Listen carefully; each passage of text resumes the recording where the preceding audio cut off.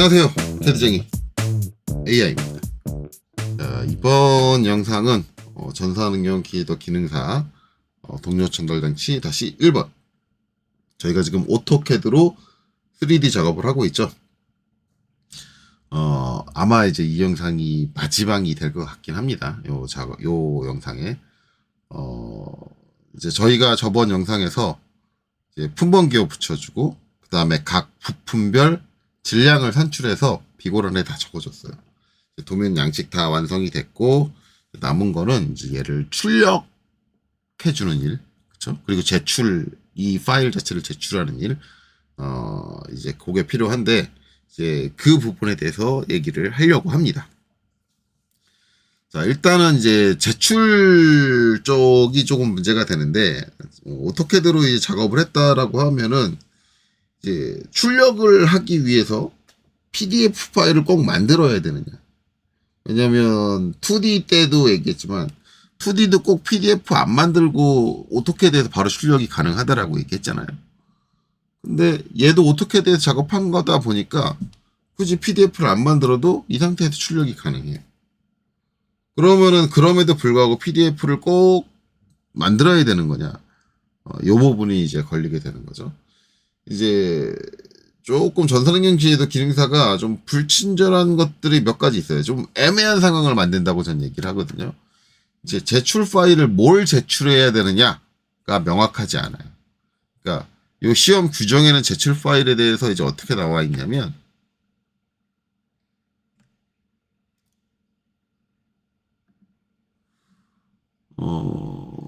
그냥 여기에 나와 있는 게 다거든요.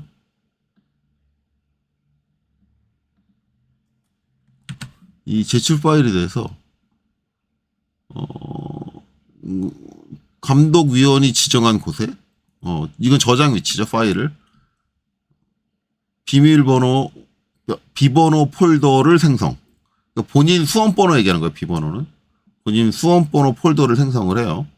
그리고 이 폴더에다가 파일명은 비번호로, 그러니까 본인 수험번호로 파일을 만들고 저장 내용을 저장해라. 작업이 끝나면 비번호 폴더 전체를, 즉 자기가 작업한 파일 전체를 제출해라. 이렇게 돼 있어요. 그러니까 그 자기 작업한 파일을 제출하라 그랬지. 그게 뭐 오토캐드 파일인지 DWG 파일인지 PDF 파일인지 아니면 내가 솔리드웍스 쓰면 솔리드웍스 모델링 파일인지 아니면 인벤트면 뭐 IPT냐 뭐 IAM이냐 뭐 확증자가 뭐냐 뭘 제출해라 뭐 IDW이냐 이런 내용이 일체 없는 거예요. 상당히 애매하죠. 네. 그러니까 그런 것들의 내용이 없다. 그러면은 이제 2D 우리가 이제 2차원 정답 2D 답안 같은 경우도 그냥 PDF 만들어서 PDF만 제출하고 DW 파일 제출 안 해도 되는 거 아닌가? 이런 게 생겨버리는 거죠. 근데 의례적으로 우리 DW 파일 다 내잖아요. 네. DW 파일 내니까 어차피 자기가 작업한 파일은 다 내는 게 좋아요. 그러니까 저 파일에 대해서 이제 뭐가 애매하다 그러면 그냥 작업 파일을 내면 되고 PDF 파일이 없다고 해서 감점될 부분은 아니다. 이게 3D CAD에서 내가 작업을 주로 했다라고 한다 그러면 만약에 인벤트라는 솔리드웍스 그때 강사들이 꼭 하는 얘기가 꼭 PDF 만들어서 PDF로 제출하세요. 그럴 필요 없다는 얘기죠. 왜? 그렇게 하라는 얘기가 없잖아. 그렇죠? 그럼 출력도 3D CAD 쓴다고 해도 그 3D CAD에서 다이렉트 출력하면 되지. 프린트 연결해서. 단지 출력할 때 이제 이게 한 가지 걸리는 거는 이제 출력할 때도 두 가지로 제가 알고 있어요. 제가 시험 봤을 때는 출력이 가능한 컴퓨터가 한 대예요, 한 대. 그래서 문제를 다 풀고 나면 손 들고 감독관님한테 출력하겠습니다라고 얘기를 하면 감독관이 이 앞으로 USB를 하나 주고 그 USB에 내 파일들을 전부 다 저장을 하고 그 다음에 그 파일 USB를 가지고 앞에 가서 감독관이 사용하는 컴퓨터에서 출력이 가능했어요. 근데 제가 최근에 얘기 들은 바로는 어떤 고서장에서는 그냥 자기 자리에서 출력이 가능하다고 돼 있더라고요. 네트워크로 이제 프린터가 다 연결이 돼 있는 거죠. 모든 PC에. 그렇게 돼 있는 시스템이어가지고 그냥 출력할 때는 손을 들고 감독관님 출력하겠습니다. 그러면은 감독관이 프린터를 세팅을 한번 보고 상태를 확인을 하고 예, 출력하셔도 좋습니다. 라고 하면 그때 출력을 한다. 그냥 제자리에 자기 자리에서. 프린터는 뭐 잡으시면 돼요. 라고 알려준다고 하더라고요. 예, 그렇게 볼 수도 있다.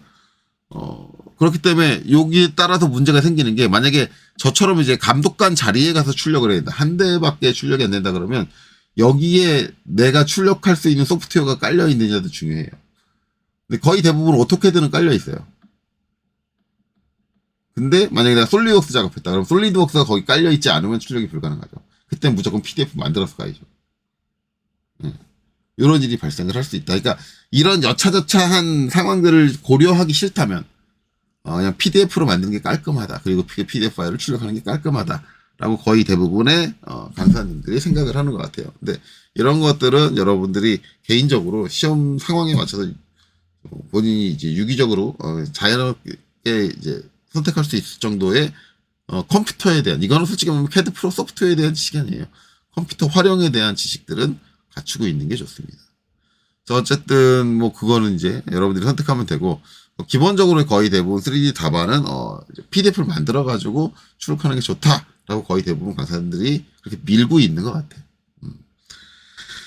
자, 그렇습니다. 자, 그래서 이제 그런 상황도 이제 고려를 해야 된다. 그래서 이거를 PDF로 만들 거냐, 안 만들 거냐, 어떻게 돼서 한 이 작업물을, 그거는 여러분들이 선택을 하세요.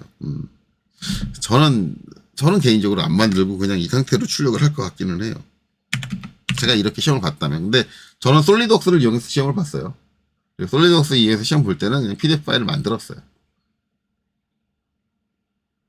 그때 당시는 그게 일반적이었고, 솔리드웍스에서 다이렉트로 출력하지는 않았을 거예요, 저도. 예. 자, 그건 어쨌든 선택의 문제다. 그냥 다이렉트로 출력하셔도 됩니다. 자, 어쨌든 그렇게 되고, 이제 그 다음에는 이제 출력을 해야겠죠. 그래서 이제 컨트롤 P 눌러서 출력 설정으로 들어갈게요.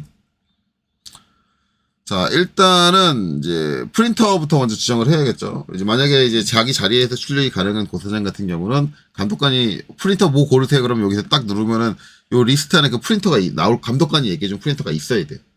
만약에 여기에 감독관이 얘기해준 그 프린터가 없다 그러면 손을 드시고, 감독관님 프린터가 없습니다. 그러면 감독관이 확인할 거예요. 만약에 프린터가 연결이 안 됐다 그러면 그냥 PDF 만들어서 PDF 가지고 출력하세요. 그렇게 얘기할 수도 있어요. 자, 어쨌든 그렇고요.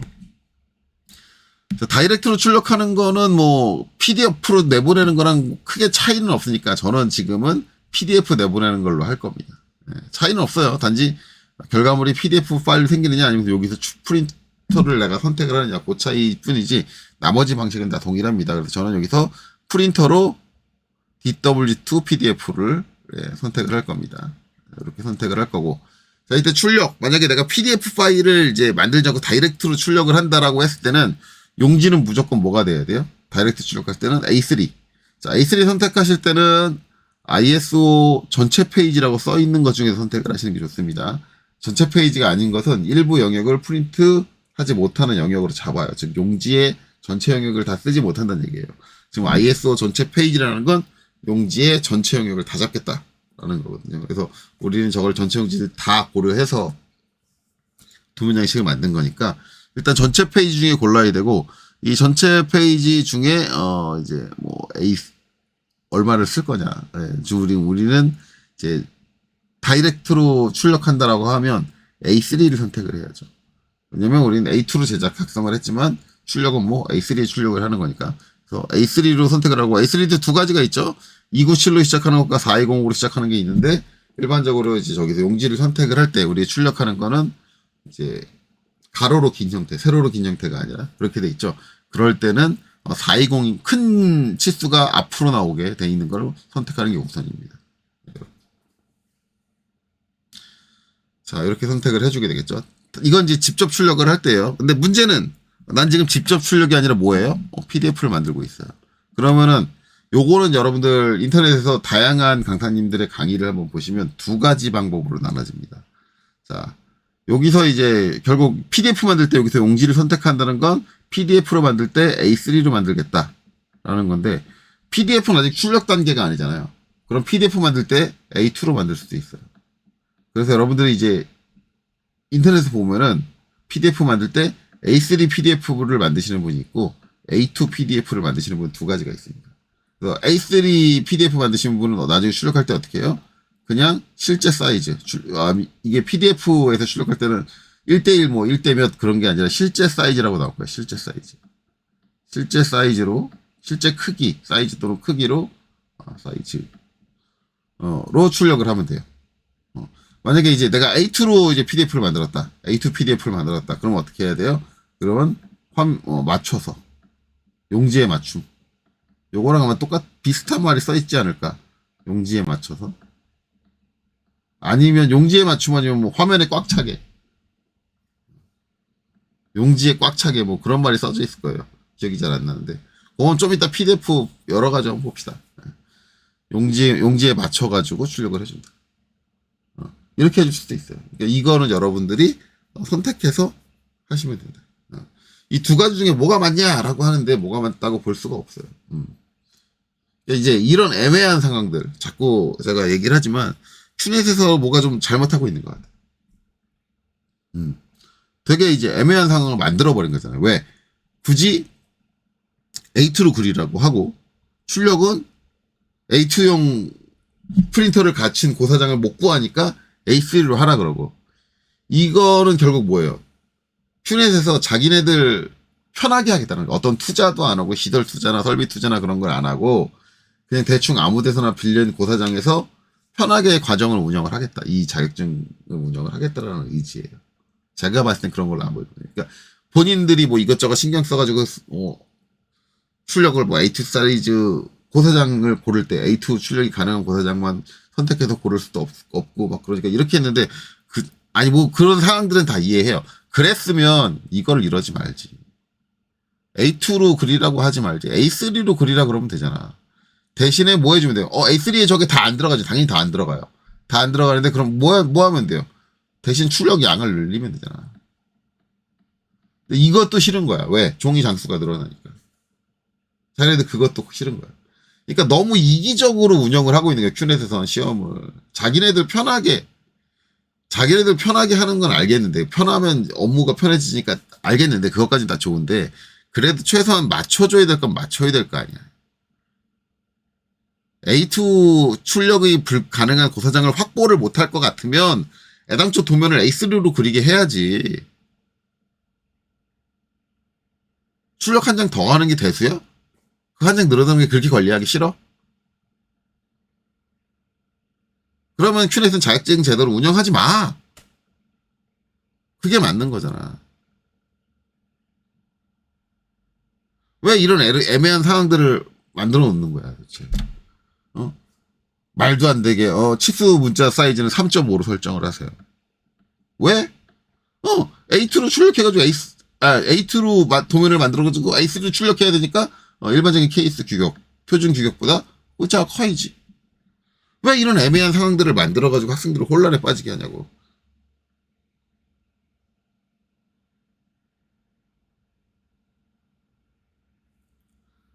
이런 문제가 있어요. 어쨌든 운영하는 사람들이 이딴 식으로 운영을 하니까 어쩔 수 없어. 합격하고 싶으면 맞춰야지. 그러니까 이제 요렇게 하느냐 이렇게 하느냐 이렇게 아리까리 해도 이거 가지고 아마 감점 못할 거예요. 왜? 지들이 규정을 대충 만들어서 발생한 일이니까. 이게 요렇게 하는 거랑 요렇게 하는 거랑 약간 출력해보면 차이가 있어요. 약간 미세하게. 눈에 잘 띄진 않지만. 약간 차이는 발생을 해요.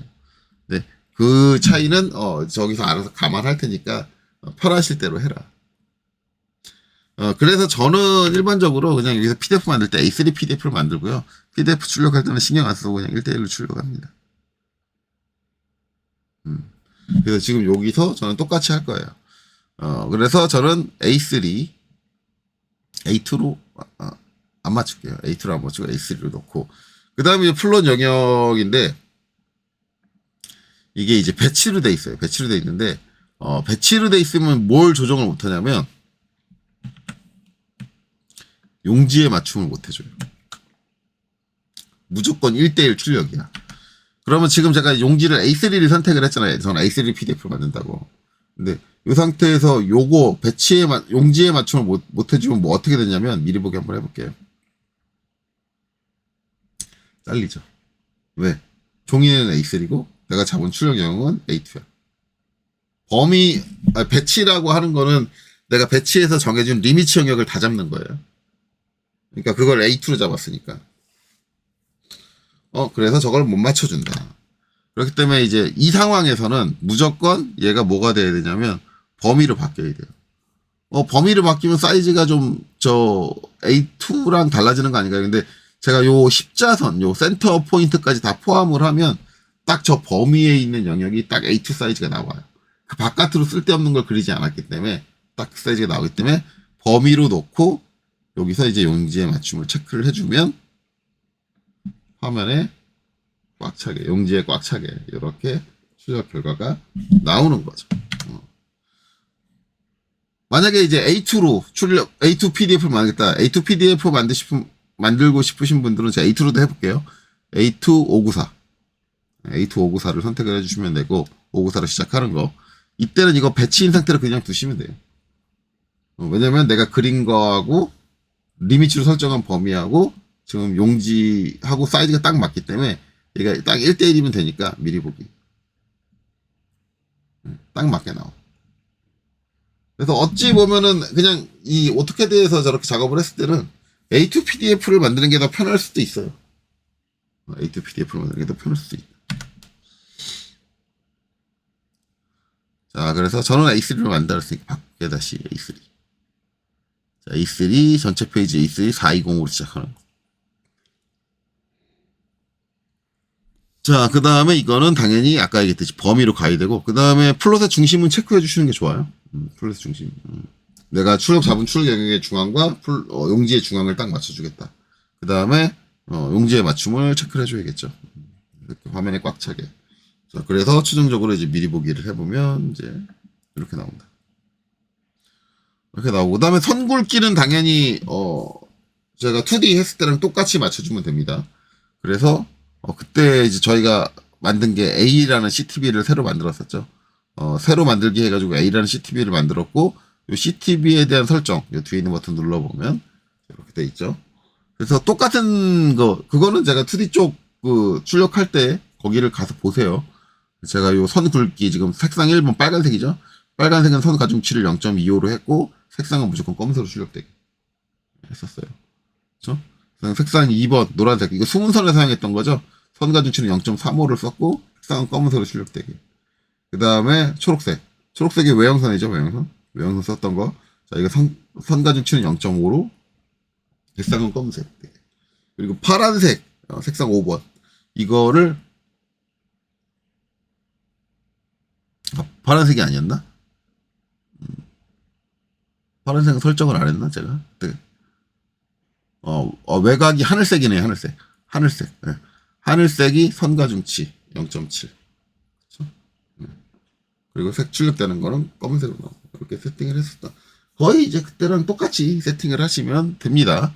그러니까 그렇게 만들고, 자세한 내용은 제가 2D 출력 설정하는 쪽에 가서 보시면 돼요. 자, 이제 다 맞았는데 문제가 한 가지 있죠. 미리 보기 할 때처럼 계속 위화감을 느꼈던 부분이 있어요. 자, 보시면 이렇게 보입니다. 근데 우리가 출력이 되는 거는, 그쵸? 저렇게 출력이 되면 안 되죠. 자, 위로 올라가라. 자, 이렇게 출력이 돼야죠. 이렇게. 이거 지금, 오명 처리된 거? 얘는 2D 와이어프레임. 자, 그래서 이제 마지막 남은 거죠. 저걸 어떻게 맞춰줄 거예요. 자, 그래서 한번 보죠. 일단은 지금 여기 보이고 있는 모양, 지금 화면에 보이고 있는 모양이, 자, 취소.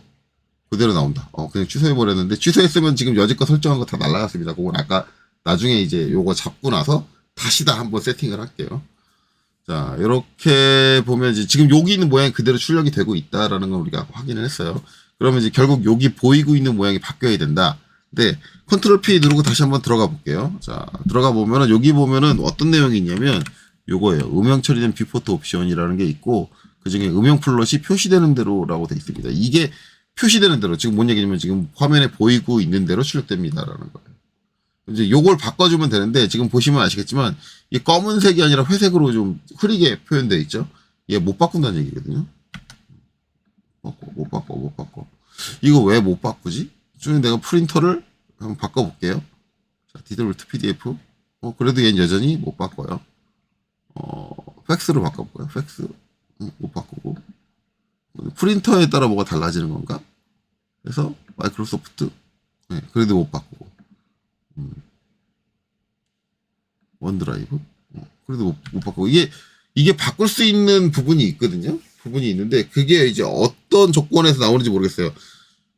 실제 프린터가 연결이 돼 있으면 이게 바뀌는 걸 수도 있어요. 근데 저는 연결된 프린터가 없어가지고 안 바뀌는 걸 수도 있거든요. 얘가 편한 게 뭐냐면, 지금 이 화면에 지금 8개의 뷰포트가 있잖아요. 8개의 뷰포트.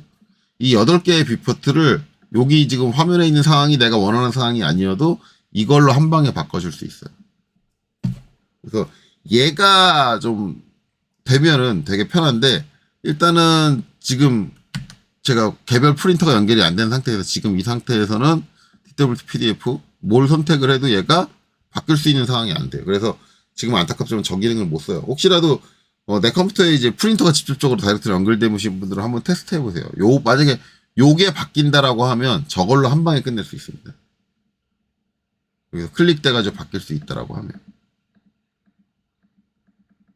지금 그거는 안 되네요. 그렇죠? 자, 취소하고 나갈게요.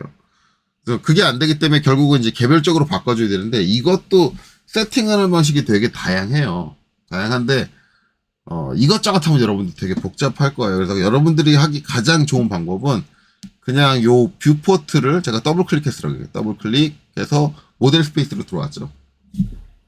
들어와서 자, 비주얼 스타일이라는 걸 바꿔주시면 돼요. 지금 화면에 보이고 있는 상태를 바꿔주면 되는데, 저거 단축키가 VS입니다. 네, VS. 그래서 지금 보면은 VS 하고 가로치고 VS 커렌트라고 돼 있어요. 이게 뭐냐면 비주얼 스타일 커렌트. 지금 커렌트라는 게 지금 현재 상황을 얘기하거든요. 현재 비주얼 스타일을 바꿔준다. 자, 엔터를 땅 치면 자, VS 커렌트가 실행이 되고 이제 옵션이 여러 가지 2D 와이어프레임, 와이어프레임 뭐 이렇게 나오는데, 지금 보고 있는 상태가 2D 와이어프레임이에요. 네. 2D 와이어프레임. 자, 그 다음에 와이어프레임 W를 입력을 하고 엔터를 치면 바뀝니다. 근데 크게 달라진 거 모르겠죠? 예. 어차피 와이어프레임 비슷한 거니까 달라진 걸 크게 느낄 수가 좀 없어요. 좀 미세한 차이는 있을 것 같은데, 그 차이가 어떤 차이인지는 정확하게 저는 지금 인지는 못하고 있어요. 그래서 와이어프레임이나 2D 와이어프레임 저는 비슷한 거라고 보고 있습니다. 자, 그리고 엔터.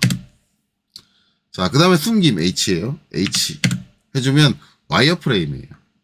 근데 와이어프레임도 여러분들 딱 눈치채죠? 뭐냐면 어떤 면에 가려진 선들은, 모서리 선들은 안 그려주고 있어요. 좀 숨어져 있는 숨은 선, 현재 뷰 상태에서 숨은 선은 제외하고, 그리고 와이어프레임으로 표시를 해준다가 숨김이에요.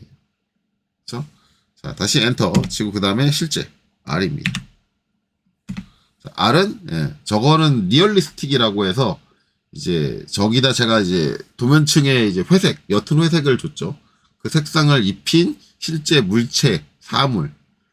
어떻게 보면 이제 그 색상을 페인트로 이제 사물에다 칠해놓고 보면 이렇게 보입니다. 가장 실제에 가깝게 표현해주겠다라고 하는 게 리얼리스틱이에요. 물론 실제처럼 보이진 않죠. 예. 약간 오토캐드에서 저런 리얼리스틱 가지고 실체처럼 보이는 건 힘들어요. 어쨌든 이제 그런 식으로 표현되는 게 요거다. 근데 지금 요 실제라는 게 뭐예요? 우리 지금 출력 형식하고 상당히 비슷하다. 그렇죠? 우리 이제 출력 형태로 보낼 수 있는 비주얼 스타일의 한 가지가 실제다라는 걸 우리가 인지를 했습니다. 자, 다른 스타일도 더 있으니까 더 알아볼게요. 자, 엔터 치고 비주얼 스타일, 그 다음에 나오는 건 개념입니다. 자, 개념 C를 하면 좀 색깔이 좀 달라져요. 개념 C는 뭐냐면 전체적인 색상, 주어진 색상의 전체적인 색감 자체를 좀 밝은 색으로 표현을 해주고요. 그 다음 명암의 변화를 거의 이제 극과 극으로, 그러니까 이제 리얼스틱으로 다시 한번 돌려볼게요. 리얼스틱으로 하면은 점차적으로 변해가지고 마지막에 하이라이트 되는 부분이 되게 얇게 들어간다. 그렇게 보이는데, 이제 이거를 개념으로 사용을 하면은 전체적으로 색상을 밝게 가져가요. 밝게 하고 명암은 그 끝단에서만 살짝 들어가요. 그리고 이제 그라데이션해서 바뀌는 것보다 면이 하나면 하나의 각도를 가지고 있는 면은 동일한 색상으로 표현을 해요. 그라데이션을 주지 않아요. 이런 것들을 빼요. 근데 이런 행위를 하는 것 자체가 형태를 좀 더 명료하게 구분할 수 있게, 그러니까 이면과 저면의 구분이 좀 명확할 수 있게 해주는 게 개념이에요. 그래서 색상을 좀 저렇게 극과 극으로 갈라서 사용하는 경향이 있어요. 그래서 빛을 받는 부분은 아싸리 밝게, 그리고 빛이 좀 안 닿는 부분은 아주 어둡게 해가지고 대비를 좀 강하게 해서 형상의 구분을 좀 명확히 해주고, 그 다음에 또 한 가지는 이렇게 엣지들의 우리가 모서리가 실제 실물을 보면 선이 그려져 있는 건 아니잖아요. 근데 얘는 그 모서리에 하얀색으로 선을 그려준다든가 이런 행위를 해서 좀 더 형상의 느낌을 좀 더 명확하게 가져갈 수 있도록 해주는 게 개념이거든요. 근데 이거는 우리 출력 형태하고는 안 맞죠. 우리 출력 형태 예시 나와 있는 거에는 이렇게 모서리에 선이 그려지거나 하지 않아요. 그 이유 하나만으로도 얘는 아니다. 그렇죠? 자, 다시 비주얼 스타일 가서, 자, 개념 뒤에 있는 거 음영 처리 S입니다. S. 그러면 얘도 모서리가 그려지지 않죠. 그리고 실제하고 좀 많이 유사해요. 근데 실제하고 똑같지 않아요. 이거 제가 반복적으로 여러분들한테 보여드리면 엔터 치고 R 실제 이렇고요. 그다음에 엔터 치고 S 음영 처리 요래요. 그러면은 이제 요게 차이가 나는 게 뭐냐면 요 밝은 부분을 좀 보셔야 돼요. 하이라이트 되는 부분이 음영 처리는 좀 더 넓게 나와요. 넓게 나오고, 이게 실제 R을 하면 좁게 나와요. 좁게 나온다기보다 중간에 그라데이션의 단계가 좀 생략이 된다고 보시면 돼요. 음영 처리되면 생략이 돼요, 좀. 음영 처리됨이 S. 그러면은 이제 밝은 색이 늘어나는 거죠. 그라데이션 단계가 되게 좁아지기 때문에, 그래서 그냥 얘도 좀 색상을 좀 단순화시키는 게 있어요. 실제는 좀 더 부드럽게 변하고, 천천히 색상이 이제 어두워지면은 천천히 그라데이션을 거쳐가면서 어두워지고 그런 게 있는데, 그라데이션 단계를 좀 줄여준 형태다. 근데 이제 얘도 답안으로 쓰지 못할 정도는 아닌 것 같아요. 그래서 저는 일반적으로 여기서 이제 실제를 많이 선호를 하는데, 이제 요 개인적인 취향에 따라서 요 이제 음영 처리됨도 충분히 답안으로 선택할 수 있을 만한 표현이 나온다. 하는 거죠. 자, 그 다음에는 모서리로 음영 처리됨. 방금 음영 처리됨에 형상을 좀 명확하게 하기 위해서 이제 개념처럼 모서리 엣지를 손으로 그려줘요. 근데 이건 우리가 원하는 답이 아니죠. 네. 모서리에 선이 들어가는 건 우리가 원하는 답이 아닙니다. 그 다음에 이제 회색 음영 처리 G예요. G를 하면 이제 그라데이션을 이제 하이라이트를, 얘는 이제 그라데이션을 없앴다기보다 하이라이트를 없어요. 하이라이트. 빛이 강하게 모이는 곳. 그러니까 빛이 강하게 받는 곳은 원래 아까 음영 처리됨하고 리얼리스틱 같은 경우는 하얀색으로 떠버리잖아요. 빛이 거긴 강하게 받으니까. 얘는 그걸 없애요. 그래서 효과를 좀 더 단순화시킨다. 음영 처리된 건 보여주는데. 그리고 이제 음영 처리되면 요 회색 음영 처리 같은 경우는 저 모서리에 선이 나온다는 게 특징이죠. 근데 우린 선 있는 건 아니니까 회색 음영 처리도 우리가 원하는 건 아니다. 자, 그 다음에 스케치가 있는데 스케치는 아니에요. 우리가 원하는 거. 이거는 선만 나와요. 저 와이어 프레임하고 같은 개념인데 대신에 저 선이 이제 우리가 원하는 선은 아니죠. 깔끔하게 나오는 선이 아니라 연필로 막 낙서하듯이 그렸듯이 좀 지글지글한 선들이 나와요. 그게 스케치고, 그 다음에는 이제 엑스레이. X 하면 엑스레이라는 건 뭐냐면 기본적으로 이 형상을 뭘로 보시면 되냐면 회색 음영 처리 비슷하게 보시면 돼요. 하이라이트가 좀 날라가 있어요. 하이라이트가 날라가 있고 회색 음영 처리에 회색 음영 처리는 숨겨진 부분이 안 보이잖아요. 얘는 숨겨진 부분이 보이게. 그래서 숨겨진 부분의 모서리라든가 숨겨진 부분의 음영까지 같이 겹쳐가지고 반영이 되거든요. 예. 그래서 숨겨진 부분이 보이게 하다. 근데 우리는 숨겨진 부분이 보이는 거는 아니니까 이것도 아니죠. 그래서 전체적인 내용을 다 봤을 때 우리가 저 비주얼 스타일 중에 답안으로 채택을 할 수 있는 거는 실제 아니면 음영 처리 이 두 가지예요. 둘 중에 하나 어떤 걸 쓰더라도 제가 봤을 땐 감점은 없다. 저는 실제를 쓰는 편이에요. 실제. 이 상황에서. 자, 그래서 저는 실제 VSR 이렇게 정해준다. 그럼 이제 이렇게 이제 개별적으로 바꿔주려고 하면 8개를 또 다 개별적으로 바꿔줘야 되잖아요. 근데 제가 이거 배치 작업할 때 처음에 뭘로 들어왔어요? 처음에 이제 개념으로 들어온 거를 제가 8개 다 일부러 2D YFM으로 바꿔놨어요. 그러니까 이런 것들을 설명을 드리기 위해서 바꿔놨는데, 이런 상황을 알고 내가 처음부터 이렇게 하겠다라고 하면 이거를 요 뷰를 배치하기 전에 먼저 작업을 해줘야 돼요. 그거를 이제 예를 들기 위해서 일단 여기 이제 뷰포트 얼려준 거, 이렇게 0번 얼려준 거를 끌게요. 끄고 이걸 잠깐 지울게요.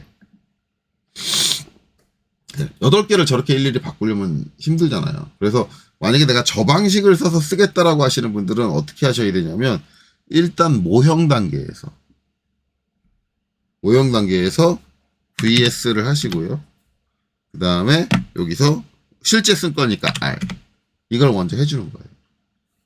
그리고 나서 모형이 여기 배치에 와서 VS를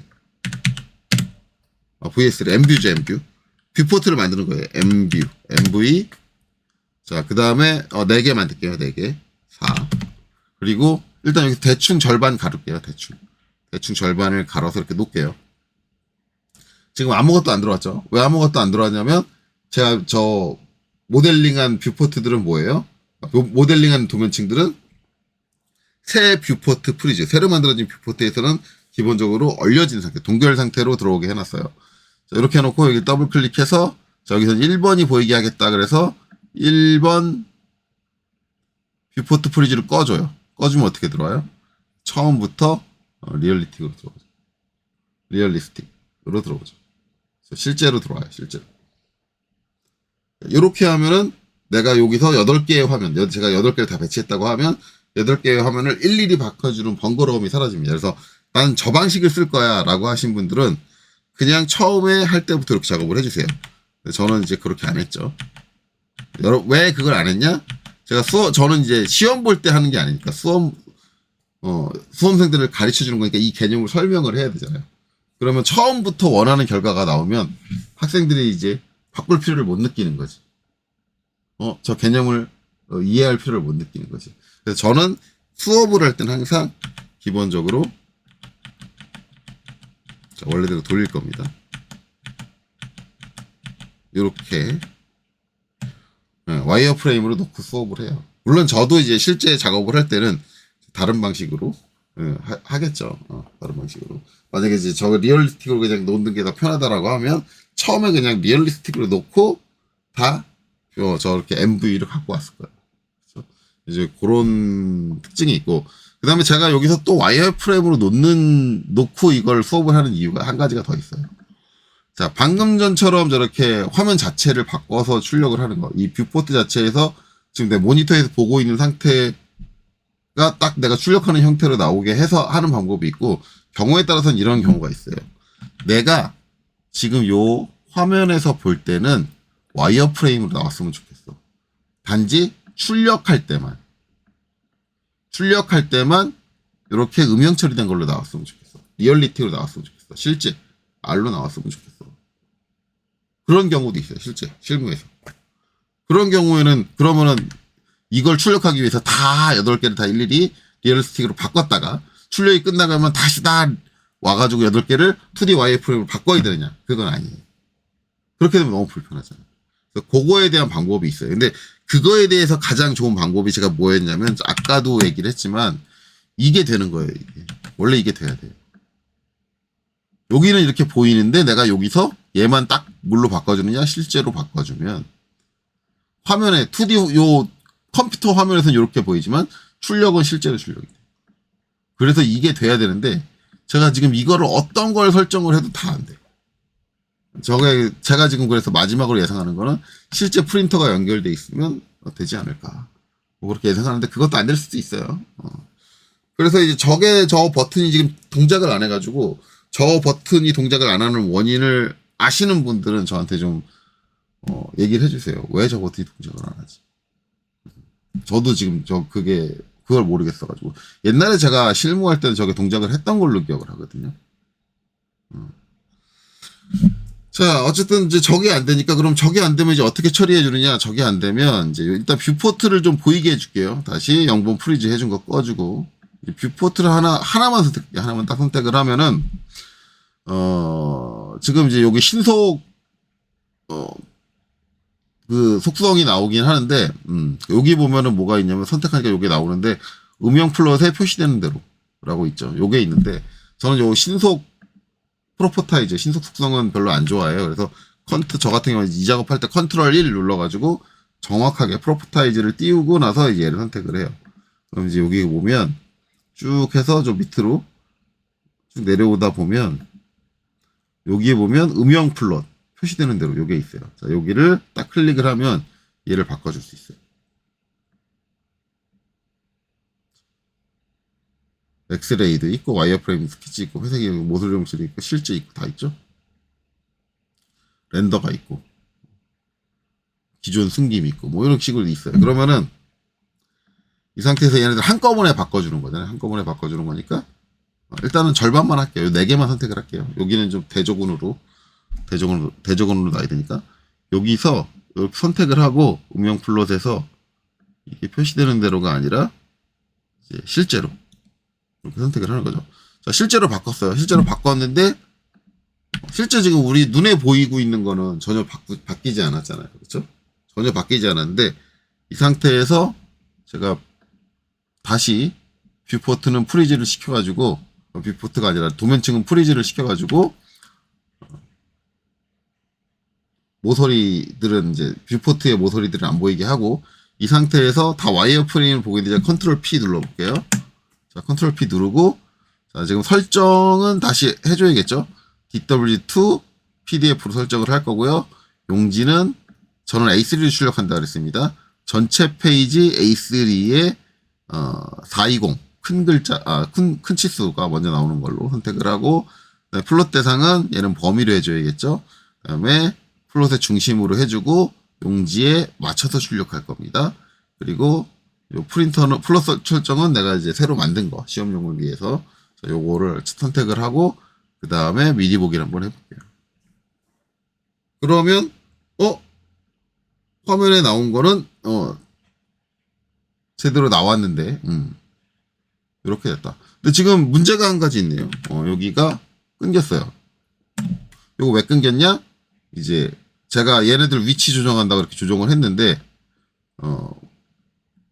뷰포트가 아니라 자꾸 뷰포트 맞죠? 뷰포트가 겹쳤죠. 겹쳤어요. 겹쳤는데 그 하단 겹친 게 여기서 끊긴 거다. 요거는 이제 여러분들 수정해 주셔야겠죠. 제가 문제 없을 거라 그랬는데 문제가 생겼네요. 요 모니터 상에서는 문제가 발생을 했는데 문제 생겼는데 어쨌든 지금 중요한 건 그게 아니고 지금 아까 요 모니터 보일 때 얘 뭘로 보였어요? 와이어 프레임으로 보였어요. 근데 출력은 뭘로 어떻게 돼요? 이렇게 돼요. 그러니까 제가 모니터에서 봤을 때 와이어 프레임으로 보이고 싶고 그 다음에 출력을 할 땐 이렇게 리얼리틱으로 하고 싶다 이런 경우도 있어요. 그럴 때는 뷰포트를 선택해서 바꾸세요. 저 음영 플롯이란 내용. 원래 저게 출력 마지막에 컨트롤 P 눌러서 출력 쪽에서 거기서 제어가 되면 더 편하거든요. 근데 거기서 제어가 지금 안 되니까 이렇게 뷰포트를 선택해서 바꿔줘라. 이거 이제 가려지는 거 문제 되는 거는 어떻게 해결을 하느냐. 여러 가지 원인이 있겠지만. 자, 여기서 다시 뷰포트 보이게 키고 지금 요 아래쪽 게 요 위쪽 걸 요만큼 겹쳐서 그럴 것 같아요. 그러면은 이제 얘가 밑에 있고 얘가 위에 있던 얘기거든요. 그러면은 드로우 오더 DR 이라는 걸 써서 얘네들을 먼저 선택을 하고 엔터 제일 뒤로 보내볼게요. B 엔터 B 엔터 하고 다시 저 뷰포트가 놓인 도면층은 얼려버리고 그 다음에 컨트롤 P 그래서 다시 한번 DW PDF ISO A4 210297이 아니라 ISO 전체 페이지 A3 420297 그 다음에 요거는 범위로 넣고 그 다음에 플롯 중심 찍어주고 용지에 맞춤 찍어주고 그 다음에 출력 설정은 플롯 스타일은 요대로 그대로 둘 거고 지금 계속 이거 닫을 때마다 설정 날아가니까 이거 짜증나시는 분들은 뭐 하시면 되냐면 여기 보면 배치의 적용이라는 게 있어요. 요거 한번 눌러주세요. 요거 한번 눌러주고 취소해도 저게 이 설정이 이제 안 날아가요. 자, 일단 미리 보기 할게요. 미리 보기 하면 제가 순서를 뒤로 보냈어요. 뒤로 보냈더니 전혀 문제가 안 되죠. 네, 이렇게 뒤로 보내주시면 돼요. 그럼 이제 얘네 둘을 갖고 있는 뷰포트가 이 둘 뷰포트 뒤에 있어요. 그러면은 반대로 이제 얘네 영역이 얘를 침범해버리면 가려버리겠죠. 그럴 땐 문제가 되는데 이렇게는 문제가 안 된다. 네, 그렇죠? 자, 이렇게 되면 된다. 그래서 화면에 지금 보이고 있는 것과 출력되는 형태를 다르게 잡아줄 수 있습니다. 일반적으로 실무에서는 이 상태로 많이 써요. 화면에 보이는 건 작업하기 편한 형태로 디스플레이를 시키고 출력을 할 때는 실제로 출력을 하고 이런 식으로 실제 많이 사용을 합니다. 이것도 알아두시면 좋은데 아마 여러분들이 시험 때 제일 편한 거는 지금 화면에 보이는 상태랑 출력하는 상태랑 똑같이 맞춰주는 게 더 편하실 수 있어요. 자, 취소하고 나갈게요. 취소하고 나가고, 자, 취소하고 나가고, 저는 이제 마지막으로 이제 얘네도 똑같이, 신속 요거를 이용을 해볼까요? 요거 이용해서, 신속 속성을 이용을 해서, 실제. 바꿔줄게요. 근데, 신속 속성을 제가 잘 이용 안 하는 이유가, 저게 캐드 버전이 낮으신 분들은, 저 신속 속성이 안 나오는 캐드 버전이 있어요. 저는 이제 나중에 생긴 개념이니까. 그래서 제가 저걸 안 하고, 웬만하면, 신속성을 안 쓰고, 컨트롤 1번 눌러서, 이거 선택하고, 여기 밑에 내려와서, 바꿔주셔야 됩니다. 라고 이렇게 설명을 해요. 자, 그리고 다시, 요 뷰포트는 0번은 프리즈 시킬게요. 프리즈 시키고, 다시 컨트롤 P, 최종 확인해야겠죠? 자, 방금 전에 취소하고 나갔는데, 설정이, 또 날라갔나? 배치 적용제가 눌러준 것 같은데, 안 눌러졌나? 또 바뀌었네요. 자, 디테일 위트 PDF. ISO 전체 페이지 A3, ES420. ESC를 눌렀나, 아까? 배치에서, 범위, 플러 중심, 영지에 맞춤, A. 그 다음에, 배치 적용. 분명히 눌러줬는데. 그리고, 미리 보기 한번 해볼까요? 자, 그러면, 이제 다. 이렇게. 예, 나오죠. 자, 그래서 이제 출력 결과물 잘 확인하고, 요거 이제 글자 굵기가 이상하게 나오는 거, 요건 제가 설명을 이제 2D 때도 설명을 드렸어요. 2D 출력할 때도. 이게 이제 굴림이고, 이게 뭐냐면, ISOCP, 즉, 이제, 쉐입 타입 폰트라고 하는데, 정확하게 말하면 이제 정확한 명칭은 쉐입 타입 폰트라고 하는데, 저는 그렇게 캐드 전용 폰트. 이게 ISOCP잖아요, ASCP. 이건 캐드 전용 폰트고. 그 다음에 이제 여기서 있는 굴림은 뭐예요? 트루타입 글꼴. 트루타입 글꼴은 캐드에서 지정한 글꼴이 아니라 이제 컴퓨터가 가지고 있는, 윈도우가 갖고 있는 이제 글꼴인데, 캐드에서 사용하는 우리가 이제 ISOCP라든가 이런 쉐입 타입 글꼴들은 캐드의 선 굵기가 적용이 돼요. 그러니까 우리가 도면 측에서 노란색은 굵기 얼마야? 초록색은 굵기 얼마야? 그러면 그런 것들이 적용이 되는데, 우리가 이제 굴림 같은 트루 타입 글꼴은 그런 게 적용이 안 돼요. 어떤 분들은 이렇게 얘기하시는 분들이 계세요. 선생님, 이 굵기하고 이 굵기하고 다릅니다. 얘도 굴림이고요. 얘도 굴림이에요. 근데 뭐가 차이가 나냐면 문자 높이가 차이가 나요. 그러니까 요 트루 타입 글꼴도 문자 높이가 달라지면 굵기는 굵어져요. 똑같아요. 굵어지는데 단 내가 여기다가 0.3 트루 타입 글꼴에다가 0.35를 지정한다고 해서 0.35가 나오지가 않아요. 그냥 트루 타입 글꼴이 가지고 있는 그 굵기 비율이 있어요. 그거 그대로 나와요. 그러니까 지금 문제가 되는 게 뭐냐면 ISOCP를 쓴 거랑 트루 타입 글꼴이랑 표현되는 게 이상하잖아요, 두 개가. 이게 제가 지금 이걸 말씀드리는 게 이렇게 쓰는 회사가 없어요. 어느 미친 회사가 저렇게 써요. 그냥 트루 타입 글꼴을 쓸 거면 트루 타입 글꼴을 쓰고, 저희 쉐입 타입 글꼴을 쓸 거면 쉐입 타입 글꼴을 써요. 그리고 거의 대부분 한 장의 도면에서 다른 글꼴을 왔다 갔다 하는 경우는 거의 없어요. 다른 글꼴을 왔다 갔다 하는 경우가 있는데, 그 경우는 언제냐면, 디자인적으로 특수한 폰트가 필요할 때. 특수 폰트. 대부분, 여기 이제 도면 양식에 그게 들어가죠. 회사 명칭.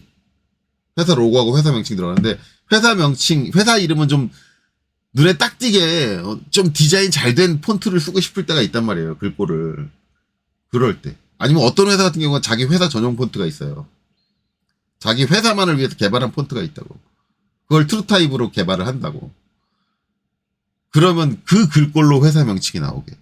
그런 거 할 때 쓰지, 이런 도면의 일반적인 사항을 기재하는데 폰트를 다르게 쓰면 이렇게 보이고 이렇게 보이는데 이게 마음에 든다고 생각을 하세요? 이게 말이 돼? 거기다가 숫자하고 한글을 섞어 쓰면 숫자는 굴림이고 한글은 ISOCP라서 이렇게 표현되는데 이렇게 쓸 것 같아? 그러니까 저는 도무지 큐넷의 전산응용기획 기능사 시스템이 이해가 안 가는 게, 왜 저런 말도 안 되는 사항들을, 왜 폰트를 그딴 식으로 지정을 한 거야? 제가 이 시험 만들었으면 그냥 ISO CP에 한글 대응 가능하게 WHG TXT 폰트 큰 글꼴을 사용하라고 얘기하고 그걸로 다 폰트 다 퉁치라고 했을 거예요. 세상에 이렇게 도면 작성하는 데가 어딨어. 그러면 이제 여기서 이렇게 큐넷에서 이렇게 얘기할 수도 있죠. 아니 폰트가 이러고 이 폰트도 적용할 줄 알고 저 폰트도 적용할 줄 알고, 이미 ISO CP 자체가 캐드가 갖고 있는 기본 지정 폰트가 아니기 때문에 한번 폰트를 바꿔야 돼요. 폰트를 바꿀 줄 안다는 걸 확인했으면 됐어요. 그게 둘립을 썼느냐, 도둠을 썼느냐, 아니면 ISO CP를 썼느냐, 뭘 썼느냐는 중요하지 않다고. 캐드 시험이면 캐드 시험답게 그냥 트루타입 글꼴 쓰지 말고 그냥 쉐입타입 글꼴 하나만 써요. 이 뭐 하는 짓거리야, 이건. 왜 이런 이상한 짓거리를 해? 이런 이상한 짓거리를 한다는 게 이 시험을 개발한 쪽에서도 캐드에 대해서 지금 잘 모른다는 거예요. 진짜 제가 이거 증명을 해보면 이게 되게 재밌는 게, 자, 여기서 또 취소하면 또 날아가려나? 배치 적용 분명히 눌렀는데, 일단 취소할게요. 자, 제가 얘를 선택을 하고, 똑같은 높이의 글꼴 3.5, 3.5짜리예요. 자, 분명. 자, 얘를 선택을 하고, 닫을게요. 자, 얘를 외형선으로 보낼게요. 외형선이면 녹색이잖아요. 선 굵기 0.5짜리고요. 얘는 대조되게, 아싸리 대조되게, 좀 크게 대조되게 가는 실선으로 보낼게요. 자, 얘 선 굵기 0.25예요. 0.25의 도면층으로 보내고, 0.5의 도면층으로 보냈어요. 자, 이 상태에서 제가 컨트롤 P. 그렇죠. 이게 저장돼 있죠. 취소, 방금 전에 취소 눌렀는데 안 날라갔어요. 그렇죠? 이게 배치의 적용을 누르면 이렇게 돼요. 자, 미리 보기 할게요. 자, 그럼 이제 우리가 세팅한 대로 한다고 하면, 자, 얘 지금 0.25로 보냈고 얘 0.5로 보냈어요. 이 두 개가 좀 차이가 나야 돼요. 얘는 0.35예요. 다 똑같아요. 무슨 얘기냐? 트루타입 글꼴은 내가 저기다가 뭐 도면층을 지정을 하든 선 굵기를 지정을 하든 뭔 짓을 하든 아무 상관이 없어요. 트루타입 글꼴 자체가 가지고 있는 그 선 굵기의 비율을 그대로 유지하는 거예요. 이런 거를 캐드 시험에서 폰트로 지정을 한다는 게 말이 돼요? 이건 엉터리라고, 시험 자체가. 아니, 큐넷은 도대체 무슨 생각을 하고 이 폰트를 설정을 한 거예요? 이거는 이렇게 하시면 안 돼요, 이렇게. 실무에 나가봐요. 누가 저렇게 폰트를 왔다 갔다 하면서 써요.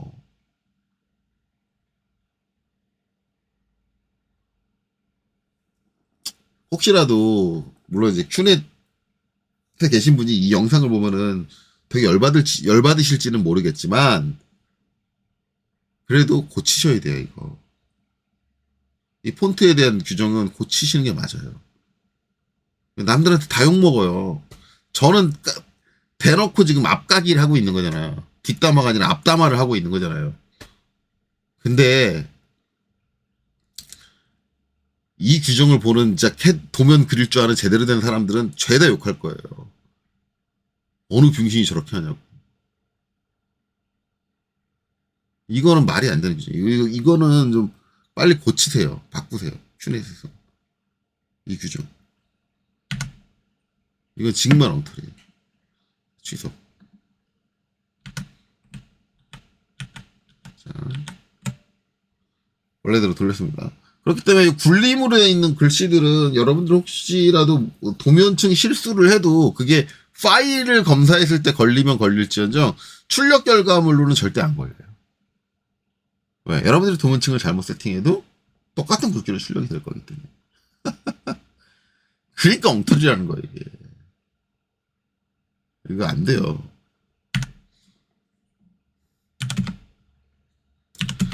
자, 그러면 이제 다 제대로 된 것 같으니까, 자, 컨트롤 P 눌러서 이제 최종 확인하고요. 자, DW2 PDF.pc3 A3, 저는 A3를 만든다 그랬죠. 네, 이렇게 하고, 그 다음에 범위, 플로 중심, 용지에 맞췄고, 출력 설정 다 했고, 자, 미리 보기. 예, 눌러보면, 이제 나오는 결과. 제대로 나오는지, 이렇게 휠 돌려가지고 확대도 좀 해보시고. 여기 있는 거 뭐 틀린 거, 빠진 거 없나? 이렇게 잘 확인하시고. 전체적으로 확인 다 했는데 이상 없다라고 하면 이제 엔터 친 다음에 여기서 이제 확인 눌러주시면 되겠죠. 확인 눌러서 이제 이렇게 검색기 나오면 여기서 이제 본인이 원하는 폴더, 본인이 여지껏 작업했던 폴더를 찾아가셔야 돼요. 저는 이제 만든 폴더가 딱히 없으니까 그냥 지금 저 문서에다 그냥 저장을 할 거고요. 여기 이제 이름 같은 경우는 이제 본인 수험번호로, 예, 바꿔주시면 돼요. 이렇게 해서 이제 1, 2, 3, 4, 5, 6. 근데 이제 만약에 2D도 내가 PDF로 만들었다. 7, 8, 9. 그러면 이제 이름이 겹칠 거 아니에요. 수험번호 이름 겹치면은 그때는 이제 뒤에 다시 하고 저 같은 경우는 이제 3D. 이런 걸 붙여줘요. 영어로 3D. 이렇게 붙여주셔야 되고 수험번호 있고 뒤에 다시 해가지고 뭐 붙이시는 거는 여러분들 뭐 감점사항이나 뭐 그런 거 아니니까 걱정 말고 붙여주시면 돼요. 어차피 2D, 3D가 구분되기 때문에 저렇게 해주셔도 상관없어요. 자, 저장 해주면 이제 PDF로 만들어주겠죠. 자, 결과 바로 떴고, 자, 요거 닫고, 캐드에서 하면 꼭 이렇게 주석이 이렇게 같이 나오는데, 요거 닫고, 자, 이렇게 해서 이제 요 결과물을 확인하시면 되겠죠. 바닥만, 이제 좀 확대를 해보면, 여기 나사부. 나선한 거, 그쵸? 예, 나선한 거 잘 보입니다. 좀, 이제, 이렇게 지글지글 깨지는 건 이제 해상도 문제죠, 해상도 문제. 해상도 같은 경우는 여기 출력 걸 때 해상도 조정해줄 수 있긴 하거든요. 컨트롤 P. 자, PDF 옵션. 이렇게 눌러주시면, 여기 이제 600dpi, 그 다음에 벡터 품질은, 레스터 이미지 품질은 400dpi 이렇게 있고, 요거를 이제 높여주면 되죠. 예, 이렇게 눌러주면 이제 뭐 1200dpi, 4800dpi 뭐 이렇게 있는데, 이거 높일수록 이제 파일 용량은 이제 커집니다. 예, 파일 용량 커지니까 여러분들이 적당하게 맞추면 되고, 일반적으로 이제 300dpi, 600dpi 사이, 600dpi 사이면은 거의 이제 여러분들 일반적으로 사용하는 거에는 이제 문제가 없다라고 봐요. 근데 이제 개인적으로 나는 도저히 저거 이제 저렇게 자글자글 깨지는 거 되게 여기 작은 부분이거든요. 작은 부분도 그래도 나서 나온 거 표현이 이렇게 좀 격자지게 나오기는 하지만 표현된 거면은 잘 나온 거라고 생각을 하는데 그래도 마음에 안 든다 그러면 올리세요. 여러분들 마음에 드는 수준으로 올려가지고 하나 이제 결과를 해볼까요? 출력을 어떤 차이를 보이는지 아싸리 비교가 가게 여기서 벡터 품질 4800으로 올리고요. 응용 어마무시해지는 거 아닌가? 레스터 이미지 품질 4800으로 올릴게요. 확인. 현재 플롯에 대해서만 할게요. 자, 그 다음에 확인 눌러주고 요거는 3D2라고 할게요. 3D2 저장할게요.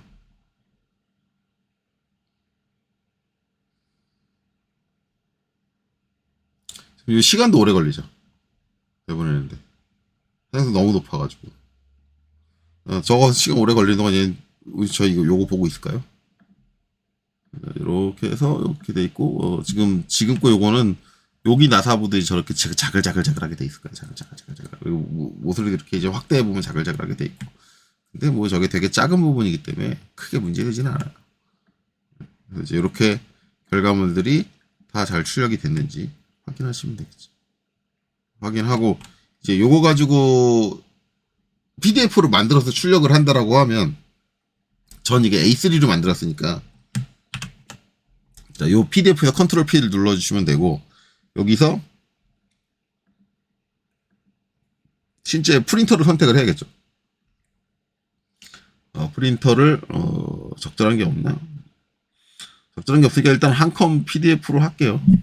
하고 여기서 이제 PDF도 이제 속성이 아니라 설정. 속성이 아니라 이제 고급. 용지가 어디 있나? 용지 크기가 크기가 여기 있네요. 페이지 크기가 아니고 용지 크기인데 페이지 설정. 페이지 설정으로 가서 지금 용지가 A4로 설정이 돼 있죠. 이거를 A3로 설정을 하게 될 거고요. 용지 실제 출력을 할 때 A3로 설정을 하고 확인. 지금 이렇게 나오죠. 그러면 지금 A3로 만들었으니까 이거를 실제 크기가 체크돼 있으면 제가 아까 얘기했죠. 실제 크기로 나올 거라고. 체크가 돼 있으면 이렇게 딱 나온다.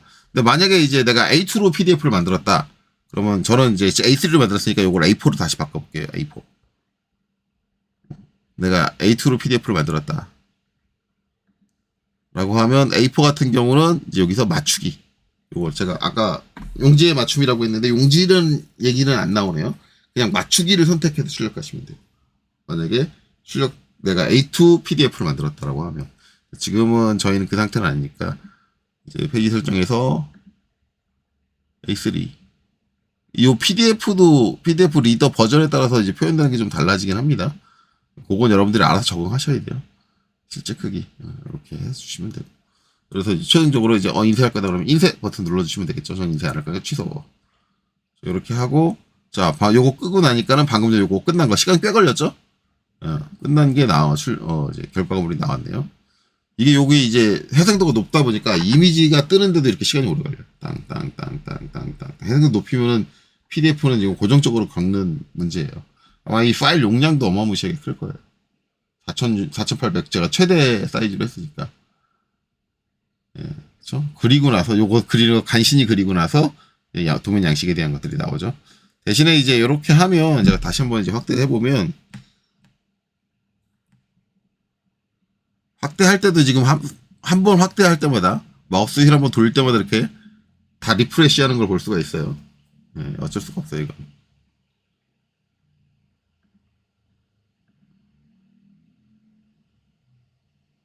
화면을 한번 클릭할 때마다 자, 더 확대를 할게요.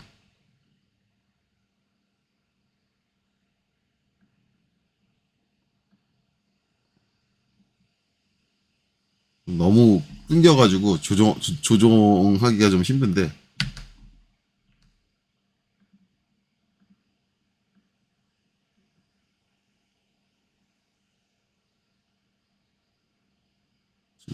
펜이 잘 동작을 안 하네요.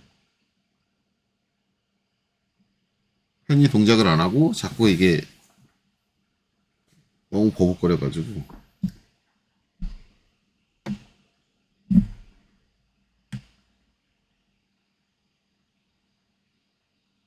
좀 더 확대를 아까랑 비교해서 보여드려야 되는데 네. 그쵸? 아까는 이제 계단 현상이 확실하게 보였으면 이번에 이제 각이 지는 현상은 좀 보이지만 좀 확대를 했을 때 대신에 이제 요게 계단 현상 자체는 사라졌죠. 생도를 높이면 저렇게 보일 수는 있다. 근데 이제 시험 때 결과물로 제출할 때는 아까 했던 그러니까 최대 많이 잡아봤자 한 600dpi까지만 잡아주시는 게 좋을 것 같아요. 아까 이제 600, 400이었는데 뭐 600 잡는다든가 뭐 그 정도 수준에서 해주면 시험 때 크게 그 해상도 가지고 문제를 삼지는 않을 겁니다. 네. 이렇게 됐죠. 자, 이렇게 해서 이제 3D 답안 오토캐드를 이용해서 작성하는 게 다 완료가 됐어요. 완료가 됐고 일단은 이 상황에서 일단 저는 전산응용 기계도 기능사에 대한 내용은 잠깐 스톱이에요. 물론 이걸로 전산응용 기계도 기능사 내용이 끝난 게 아닙니다. 저는 이제 여러분들하고 같이 해본 게 지금 딱 하나예요. 동력 전달 장치 다시 1번 딱 하나. 이게 이제 여러분들 전산응용 기계도 기능사 시험 문제 출제되고 있는 문제 내용을 크게 분류를 하면 이제 동력계하고 치공구 두 가지로 이제 일반적으로 얘기를 하죠. 동력계가 있고 치공구가 있다. 그래서 이제 여러분들이 얘기하는 게 동치동 뭐 이런 걸 얘기하잖아요. 저번 달에 동력 나왔으면 다음 달에는 치공구가 나오고 치공구가 나왔으면 그 다음 달에는 동력이 나오고 이런 얘기를 많이 할 거예요. 근데 이게 100% 그러진 않아요. 100% 그러진 않고 또 이제 비슷한 류의 시험이 치러지는 게 뭐예요? 일반 기계기사. 일반 기계기사는 이제 동치동이라는 게 아예 사라졌죠. 한 번 시험 볼 때 두 가지 기구가 나옵니다. 기구가 두 가지가 나와요. 하나는 동력계, 하나는 치공구. 동력과 치공구를 동시에 본다. 더 이상 동치동이라는 건 없다. 네, 이렇게 되는데, 대부분 이제 여러분들이 선호하는 건 동력계예요. 동력 전달장치 문제가 나오면, 요번에는, 수월하게 가야겠구나. 이렇게 생각을 하고, 치공구가 나오면, 이번 시험 어렵겠구나. 경우에 따라서는 어떤 분들은 치공구 나오면 그냥 시험 보지 않고 그냥 포기하고 나온다고 그렇게 말씀하시는 분도 계시더라고요. 근데 솔직히 말하면 잘못됐어요. 어떤 기구가 나왔느냐에 따라서 내가 문제를 풀 수 있다 없다가 결정이 난다고 하면 그 사람은 실무를 못한다고 보셔야 돼요. 왜냐면 실무가 내가 잘하는 일만 주는 건 아니잖아요. 그러니까 그런 마인드로 자격증 시험에 도전을 하겠다라고 하면은 나는 동력계만 죽어라고 파가지고 동력계 나올 때까지 버틸 거야. 치공구 나오면 취소하고. 그러면 차라리 하지 마세요. 그거 버텨서 자격증 딴다고 해서 여러분들한테 득될 게 없어요. 어차피 회사 가서 잘릴 텐데 뭐. 이게 현실이에요. 그렇게 해서 자격증 따는 게 저는 무슨 의미인지는 모르겠어요. 자격증 있으면은 뭐 한번 회사에 이력서는 내보고 명함은 들이밀 수 있으니까 그래서 땁니다. 그래서 뭐 할 건데요? 취직해서. 명함 들이민다는 건 뭐예요? 내 이력서를 한번 내고 이력서를 한번 들이민다는 얘기는 뭐예요? 취직하고 싶다는 얘기잖아요. 그렇게 해서 취직하면 뭐 할 거예요? 일을 못 하는데. 일할 능력이 돼야지. 그러니까 동력계 치공계를 가리실 거면은 아예 그냥 시험을 보지 마세요. 그리고 다른 업종을 턱하시는 게 어떤가. 저는 그걸 하는 거고. 대부분 이제 우리가 얘기할 때 동력계는 쉽다라고 하는 거는 동력계가 동력 전달장치만 있는 게 아니죠. 기어 박스라든가 이런 것들이 있는데 이게 용도는 달라요. 기구적인 구성도 다르고 용도도 다르고 시스템도 다른데 동력계가 쉬운 이유가 뭐냐면 용도 다르고 구성 다른데 내용은 똑같아요. 무슨 얘기냐. 다 베어링 들어가고 다 축 들어가고 다 똑같아. 거기에 관련된 뭐 기아공차의 내용이라든가 이런 것들이 다 똑같아. 그러니까 여러분들 동력계를 쉽게 생각하는 이유는 딱 한 가지예요. 한 가지 패턴을 외우면 나머지 패턴을 적용할 수 있다. 그러니까 여러분들이 시험을 볼 때 어떻게 생각을 하냐면 내가 이 내용을 제대로 이해해가지고 내가 응용해서 내가 머리로 판단을 해가지고 시험 문제를 풀어가지고 내가 합격을 하겠다라고 생각을 하는 게 아니라 이 하나의 유형을 그냥 그대로 외워가지고 바로 다른 데다 적용을 해서 그러니까 이건 응용이 아니에요. 똑같은 형태가 나왔으니까 똑같은 형태에 맞춰서 그냥 끼워 넣어가지고 나는 합격을 하고 싶다라는 거예요. 그냥 무슨 암기 과목 외우듯이 여러분들 편하게 시험 보겠다라고 생각을 하고 있는 거예요. 근데 인간으로서의 욕심은 그럴 수 있어요. 좀 편하게 시험 봤으면 좋겠는데 쉽게 했으면 넘어갔으면 좋겠는데 근데 그런 상황들이 여러분들 실제 일하실 때는 도움이 하나도 안 되는 상황이에요. 여러분들이 국가자격시험에 합격을 했다라는 거는 여러분들이 스스로 저 기구의 시스템을 이해를 하고 상황을 파악하고 그 다음에 한다. 대부분 강사들이 뭐 치공구는 여러분들이 어려워한다. 그리고 치공구는 어려운 게 맞다라고 이렇게 인정하는 건 전 되게 싫어해요. 치공구도 똑같아요. 근본적인 기계의 메커니즘을 이해를 하면 동력계나 치공구나 다를 게 하나도 없는 애들이거든요. 단지 그 근본적인 부분들을 여러분들이 이해를 안 하려고 해요. 왜냐? 근본적인 걸 이해한다는 게 어렵거든요. 근데 어려운 걸 피할 거면 여러분들은 이걸 안 하시는 게 맞아요. 여러분들이 지금 뭐 치공구가 나와서 이런 부분들이 개념이 애매하고 좀 헷갈리고 좀 어렵다. 왜냐면 치공구들은 그 위치도가 많이 나와요. 위치도에 관련된 것들이 되게 많이 나와요. 그러면 대부분 여러분들이 지금 기아공차에서 그나마 쉽게 하는 거는 자세 공차는 쉽게 하거든요. 근데 위치 공차는 나오면 여러분들 어려워요. 왜냐면 위치 공차는 데이터 관계가 되게 복잡해져요. 기준이 어떻게 되고 이런 것들을 명백하게 따져야 되거든요. 위치도 같은 경우는 실무하시는 분들도 헷갈려 하는 경우가 있어요. 그 데이터를 잡는데. 데이터를 어떻게 잡아야지? 아리까리한데? 이럴 때가 있어요. 그러니까 그런 게 어려워서 그런 건데 이런 것들도 근본적인 개념이 좀 확실하게 되면은 어려운 게 아니에요. 그러니까 결국은 이제 기계에 대한 전반적인 근본적인 개념이 제대로 갖춰진 사람은 동력계가 나오든 치공계가 나오든 친구가 나오든 이제 뭐가 나오든 상관은 없다. 이제 이런 걸 따지지 않았으면 좋겠고 그 다음에 저하고는 지금 동력계 하나만 풀어봤어요. 그러면 이제 저도 여러분들 동력계만 경험해보면 안 되니까 다음에는 치공구를 하나 들고 나와야겠지. 치공구의 특징을 한번 보여드려야겠죠. 근데 치공구는 이게 회기라 못 시켜요. 치공구에 나오는 게 뭐 이지형 그리퍼 아니면 드릴지그. 근데 그리퍼하고 드릴지그는 기계 구성 내용이 완전히 달라요. 동력계는 기어 펌프나 아니면 기어 박스나 아니면 동력 전달 장치나 얘네들이 하는 역할은 다 다른데 기구적인 구성은 다 똑같아. 베어링 들어가고 쭉 들어가고 거기에 V벨트나 아니면 뭐 V벨트 풀리가 들어가나 아니면 뭐 기어 스포 기어가 들어가나 아니면 헬리컬 기어가 들어가나 뭐 이런 거야. 다 똑같아. 이름도 다르고 용도도 다른데. 근데 C09례는 다 달라. 심압대는 또 심압대대로 다르고, 그쵸? 예. 그러니까 이제 획일화 못 시킨다. 이런 게 있으니까 결국은 이제 치공구도 한번 경험을 해봐야지. 경험을 하고 이걸 어떻게 응용하는지는 배워볼 필요는 있어요. 한번 접하고 배워야 되는데, 근데 제가 이제 당분간은, 다음에 할 거는 정해놨어요. 다음에 이제 동순연치 말고 치공구 쪽은 이제 어떤 걸 할 거다. 제가 이제 동순연치 끝나면 바로 하는 게 있어요. 근데 그게 있는데 그 문제 풀이는 시간이 좀 걸릴 것 같아요. 왜냐? 이거 끝나고는 그걸로 넘어갈 게 아니라 제가 여지껏 미뤄왔던 거 3D CAD로 넘어갈 겁니다. 오토캐드 3D는 이제 벗어나서 이제 남은 거는 전문 3D CAD. 그래서 이제 제가 지금 결정한 거는 인벤터예요.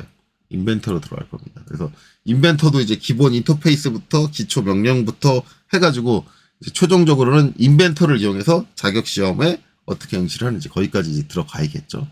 이제 그 새 컨텐츠를 찍어야 하기 때문에 그쪽을 좀 빨리 찍는 데 집중을 할 거예요. 그래서 당분간은 이 전산응용 기능사 관련 내용은 여지껏 올린 자료들 외에는 추가적으로 올리진 않을 거예요. 그거는 양해를 좀 부탁드립니다. 혹시 이제 그게 불만이어서 더 이상 안 보겠다라고 하시면 뭐 제가 어쩔 수는 없는 거고. 네. 자, 그래서 그렇게 진행을 할 거니까 어쨌든 지금까지 일단은 이 동순연치에 대한 이제 전반적인 전산응용 기능사 내용을 학습하시느라 여기까지 학습하시느라 정말 수고 많으셨고요. 네, 다음에 전산응용 기능사 관련한 내용으로 더 좋은 내용으로 찾아뵙도록 하겠습니다. 여기까지 보시느라 수고 많으셨습니다.